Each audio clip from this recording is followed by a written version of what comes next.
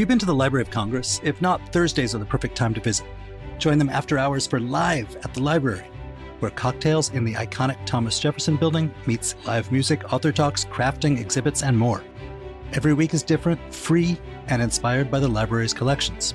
Don't miss their Summer Movies on the Lawn, screenings of pop classics from the National Film Registry, starting July 9th with Clueless. Plan your next night out. Visit loc.gov/live.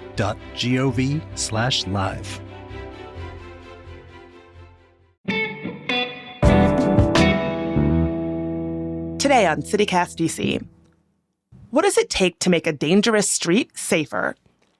That's what we're talking about today with friend of the show, Dan Reed. Now, you probably know Dan as a transportation planner and the Maryland policy director at Greater Washington. But last year, they were walking their dog through their neighborhood in Silver Spring, Maryland, when a driver struck both of them. Dan wrote about the accident and then about the year they spent fighting to make their street safer. Today, we're talking about why that fight took so long, what it reveals about how local governments respond to traffic violence, and what all of us can learn about making our own neighborhoods safer.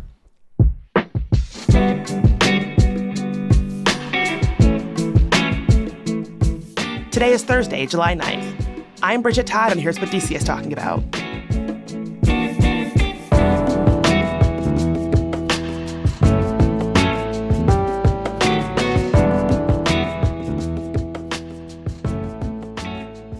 Dan, welcome back to the show. Thanks so much for being here. Thanks for having me. So, a little over a year ago, you and your dog, Drizzy, were struck by a car when you were walking in your own neighborhood in Silver Spring. And that accident gave you a lot of firsthand visibility into just how hard it can be to advocate for change when it comes to public and transportation safety in the DMV. Something I know you have a lot of professional experience around as well. For a decade, I worked as a transportation planner, and one of my first thoughts after my dog and I got hit by a driver last year after we need to go to the vet and we need to call the police was, well, I know how this works, and surely I can find a solution to this really quickly.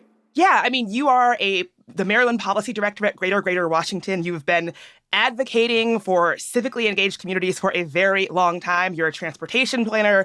I thought, okay, well, this is somebody that's going to have no problem getting the change that they want to see in terms of public safety in their own neighborhood through. But surprisingly, perhaps, that was not the case. No, it's been over a year, and what we have to show for for my trouble, we've gotten a crosswalk at the intersection where we got hit, which was already an unmarked crosswalk, because you can cross legally somewhere where there's an intersection, even if there isn't a crosswalk there. And we've been promised speed bumps on that street after some pretty extensive organizing on part of me and my neighbors. But Montgomery County has refused to install a stop sign at the location, which is the third thing that we asked for. So take us back to that day. Take us back to that afternoon walk with your dog, Drizzy, who I saw pictures of and who was adorable. What happened?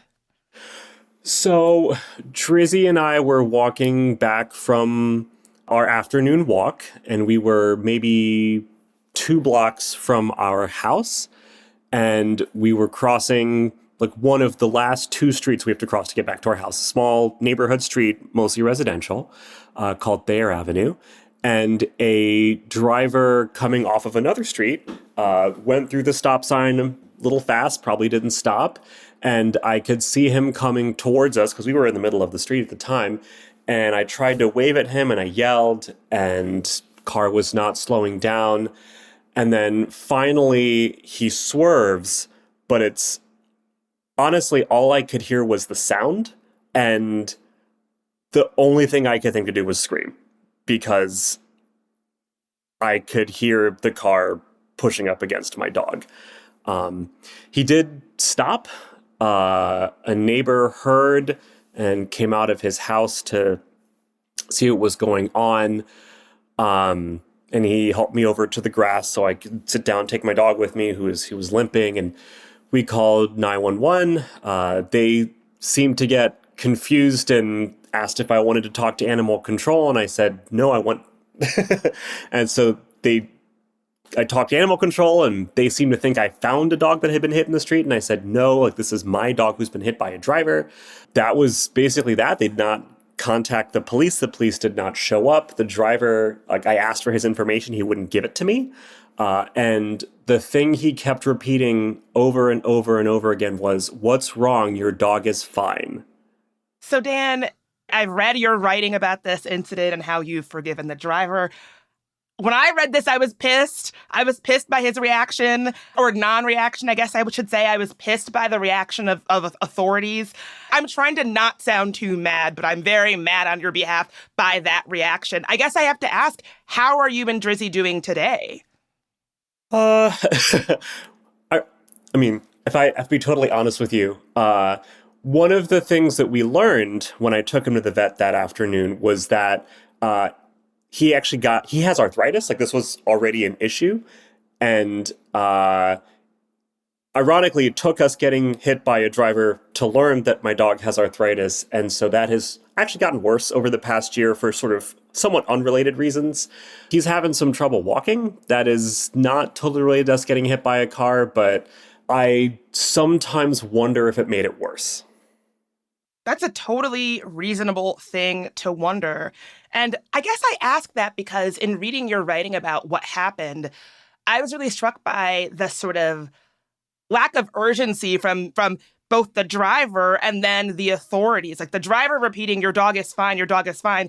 When you called the authorities, they said, well, we have no evidence that this driver hit you or your dog. And to me, it's like, well, does my dog spontaneously get this patch of fur and blood on the animal? Like, that doesn't seem to make sense. And I think it underscores the entire conversation that the threat posed by unsafe driving and just driving in generally to pedestrians is not serious. You simply cannot expect or ask people to slow down, to even stop, even if there's a stop sign, even if it's the law that you have to stop for pedestrians crossing the street. That is an unreasonable thing to ask for because it's really not that big of a deal. That was the vibe I got from reading your writing about this. That's definitely been my experience. It has been very frustrating over the past year, just sort of realizing in the most visceral way how little regard people not in cars have. I've worked all over the country. I'd worked all over the country as a transportation planner. This is not unique to Montgomery County. Growing up in Montgomery County, we're taught that we know better. And so that part was the most disappointing.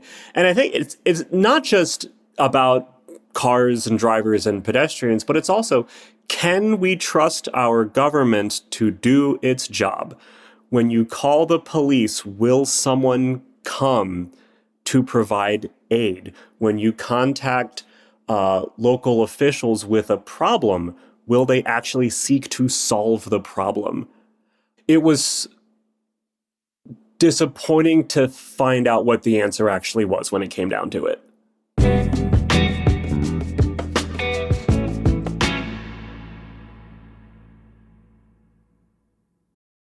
The French have a phrase, joie de vivre, the joy of living. At Alliance Francaise in Washington, D.C., that spirit is right here in your city.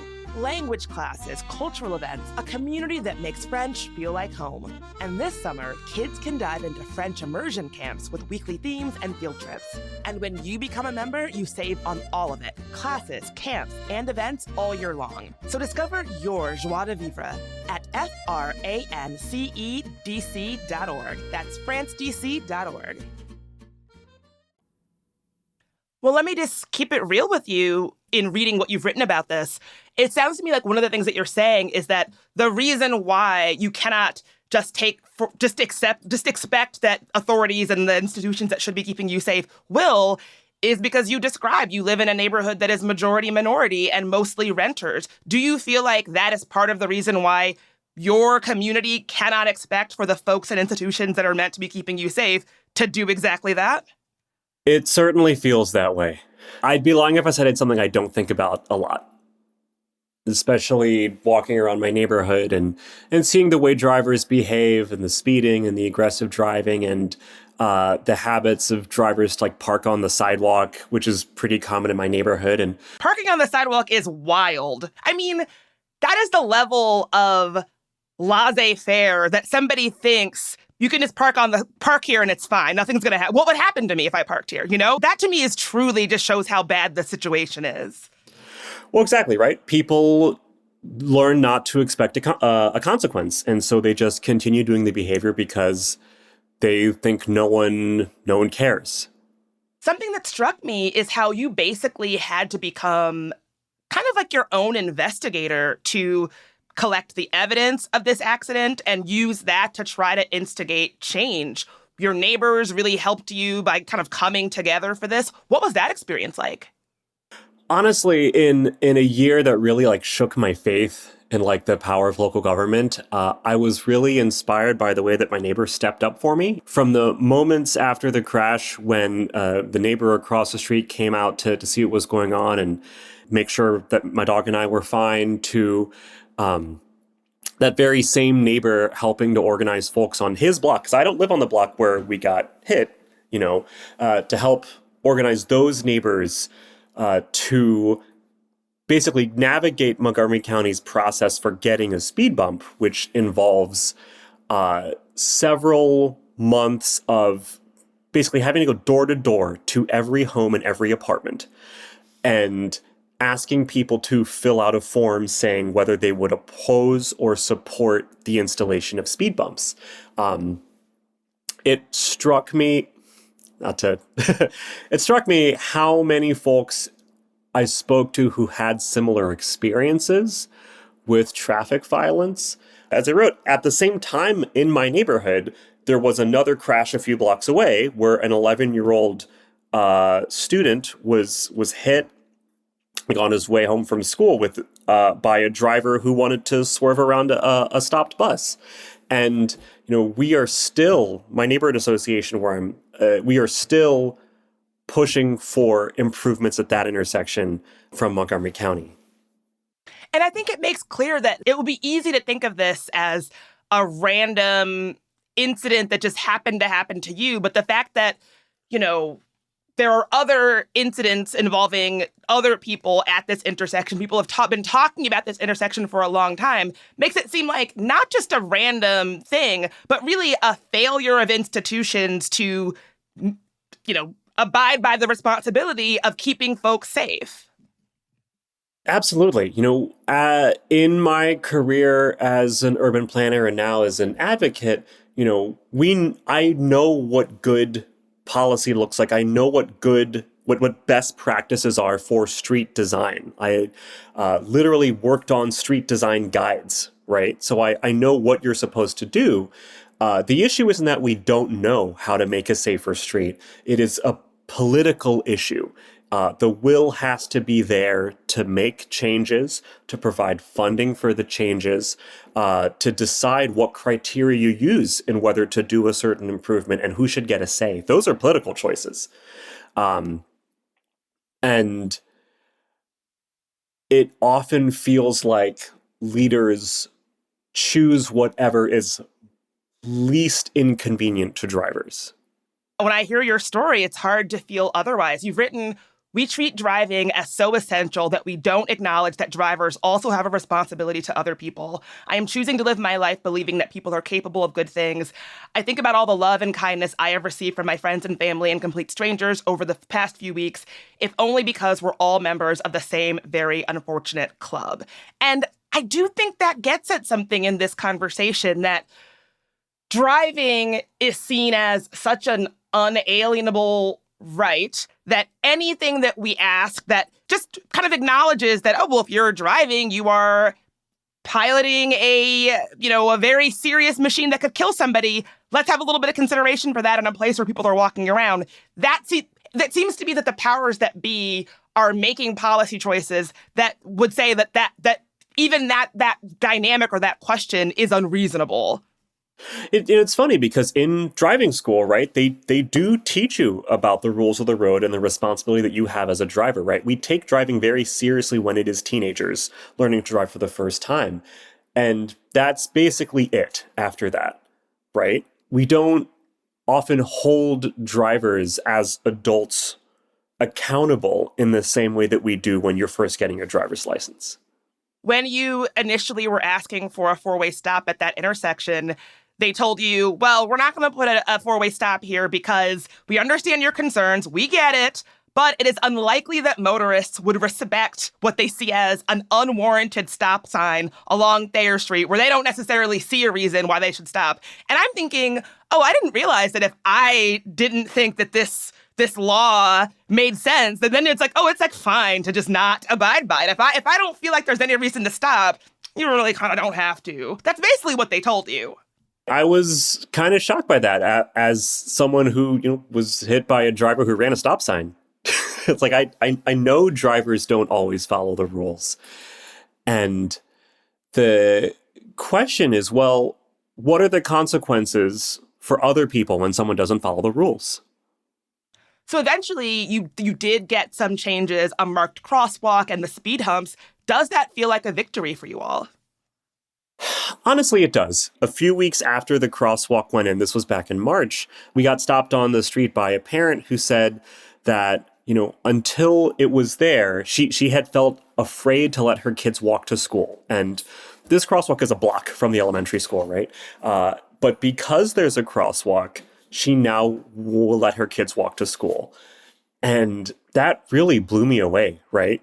Because it caused me to think about, like, when we decide, are we going to walk somewhere? Are we going to do something else? Are we going to let our kids walk? How can we trust, right? What is the sort of built environment telling us about how much trust we can put in it?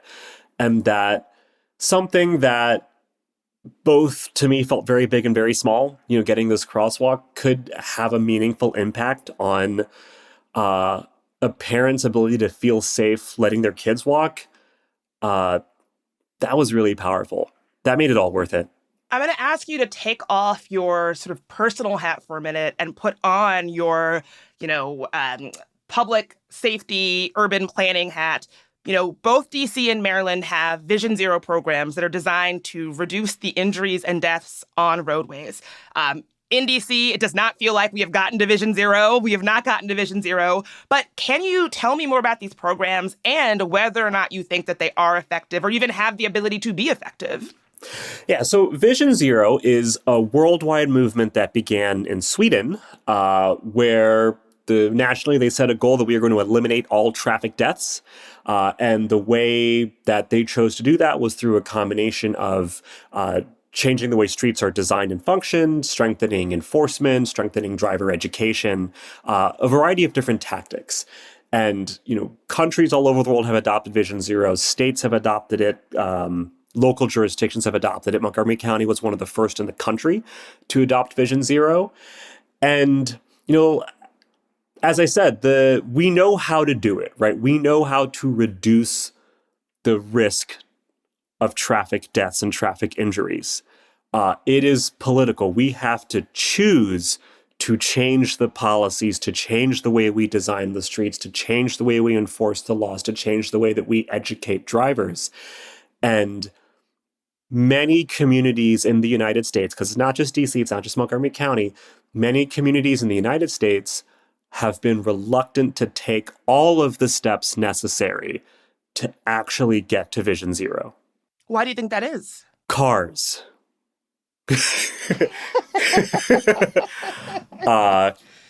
Yeah, right? We value drivers and we value their time. Folks are reluctant to give that up, right? Speed bumps are often perceived as controversial. I have neighbors in my neighborhood who strongly do not want speed bumps. Because for whatever reason, they don't like the sensation, they don't think they're necessary, they have lots of reasons. And as with many things, governments often are reluctant to stir up anything that is perceived to be controversial, whether or not those things have merits. I'm not even sure how to ask this, so I'm going to speak carefully. You and I are both Black people. In a city like DC, I have been confronted with this idea that anything that is any kind of public policy that is not advocating for cars and motorists and not protecting cars and motorists, whether it's bike lanes, parking, all of that, I have been surprised by how those conversations in DC have racial undertones. And sometimes it sounds like we're talking about cars, or we're talking about parking, or we're talking about bike lanes in DC, but really we're having a conversation about something else. Do you know what I'm saying? Yeah. All space in a city, in an urban environment, is contested, right? There's only so much of it, and everybody wants to have the right to it. And I mean that in like the broadest sense. And especially in a city, in a region like this, it has experienced such both a long history of segregation, discrimination, also in the past couple of decades, dramatic demographic change. A conversation about a bike lane or speed bump can metastasize into something much bigger than that, right? You know, I also bike in my neighborhood, and I've definitely been on the receiving end of aggression from drivers who think I don't belong there. And my neighborhood is majority minority, right? So these are white folks and black folks, all kind of folks, who all want to feel some right to the space. And I think the challenge is that the real distinction in, let me step back. Socioeconomics play a role too, right? People who have more money drive cars because cars are expensive.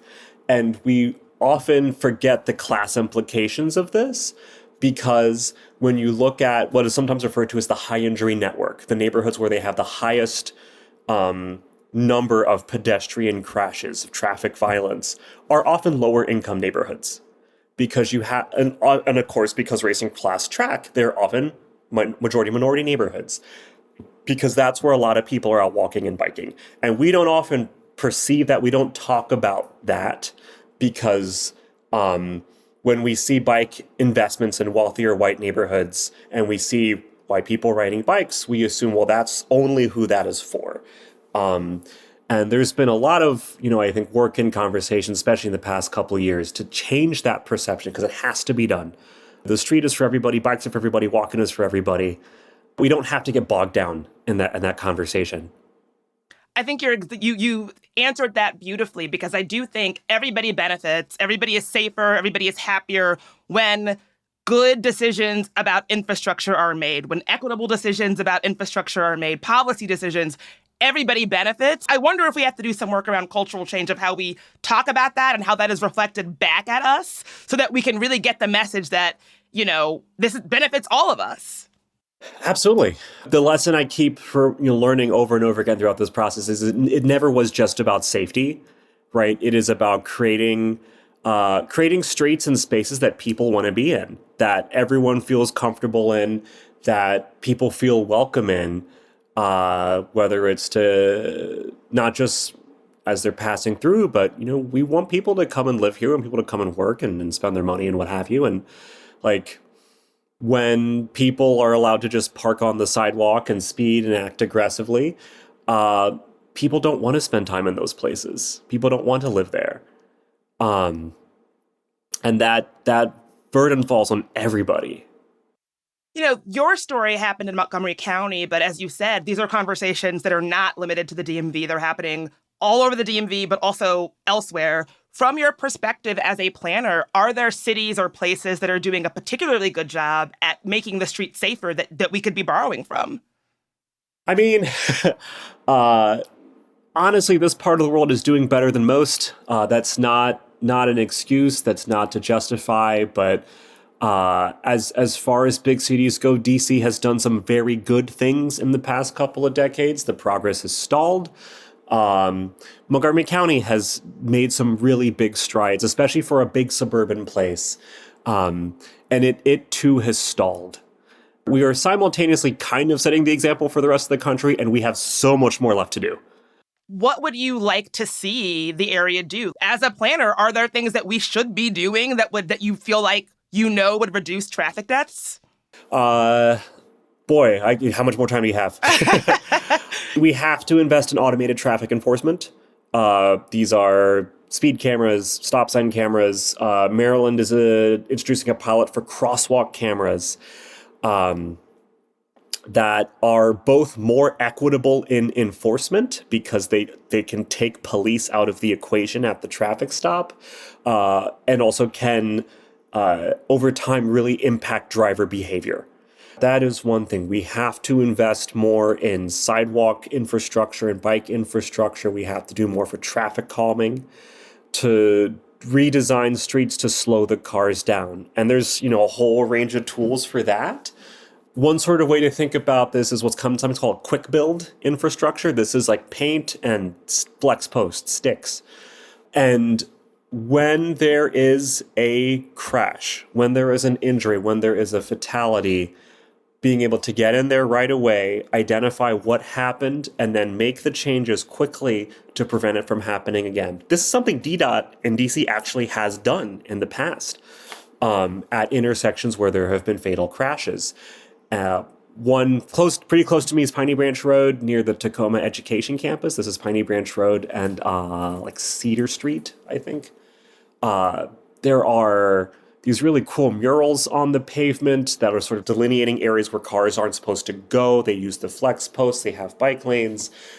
It's not just a street that has bike lanes on it. It is a street where people move slower and more deliberately, where it is safer for kids to walk to school, where just by magic of geometry, there's actually more places to park. It works better for everyone, and it was done as a rapid response to an unfortunate and frankly avoidable death on that block. Does it ever feel like the city is only interested in acting when there is a death or a tragedy or something bad happens, and you think, well, we don't have to wait till someone's child is killed. We could take, action before a tragedy happens. No, that's right. We can be proactive about this. We know what to do. It's just a matter of the political will. When you take Drizzy out for walks today, what goes through your mind? Has your relationship with your space changed? I do not cross the street with my back turned anymore. I am, always even more vigilant now, less, perhaps forgiving or like in my assumptions of what drivers might do. And lately, because he's been having some trouble walking, we're not actually walking very far at all, which is kind of a bummer.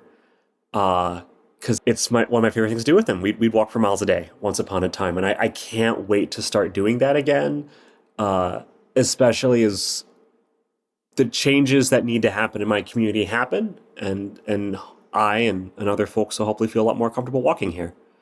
Poor Drizzy. Sending Drizzy and you all the healing vibes. Listening to you talk about sort of no longer giving folks on the road the benefit of the doubt. When I was learning to drive, my dad once told me, whenever you're at a red light or a stop sign, before you go, the light turns green, before you go, give it a couple seconds before you pull out. And just 2 days ago, that rule saved my life because my light turned green. I gave it a minute. Somebody blew right through a red light, and had I trusted that people were going to obey the rules of the road and the laws, I'd probably be dead. And so it's to your point, it makes me sad that in this area driving around, you can't really, give folks the benefit of the doubt that they're going to follow the law to keep everybody safe, including themselves. Yeah, my parents taught me the exact same thing. I'm really glad that you were not hurt. That sounds really scary. You mentioned that you still see this person that hit you in Drizzy. They live near you. Their insurance company did have to pay out for your medical bills and for Drizzy's bills and a little left over, but that generally they seem unremorseful. What is that like? The only thing that you can do is forgive. It is hard to see him around. It's hard to see the car around. It is hard not to tense up when I see the car now. I honestly cannot blame him when he didn't see a consequence, right? The police never charged him, never followed up. His premiums went up. His insurance premiums went up, but how is he supposed to know? Right? Other than the sort of internal remorse that we all feel. Maybe he does feel bad. I don't know. But I'm never going to know. So all I can do is keep it moving. Dan, you are a very big person, my friend. You have a lot of capacity. I have one more question, actually. I just wanted to confirm this. When this happened, you were wearing a shirt that said War Against Cars? It was for the podcast, The War on Cars. It sounds like we're in one, my friend. Yeah. It's a great podcast. It is about this, essentially. Dan, sending you and Drizzy all the good vibes. Thank you so much for being here. No, thank you. I hope you have a great day.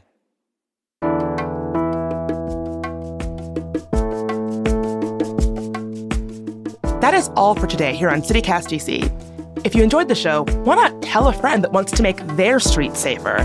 You can rate the show, leave us a review, and subscribe to our morning newsletter.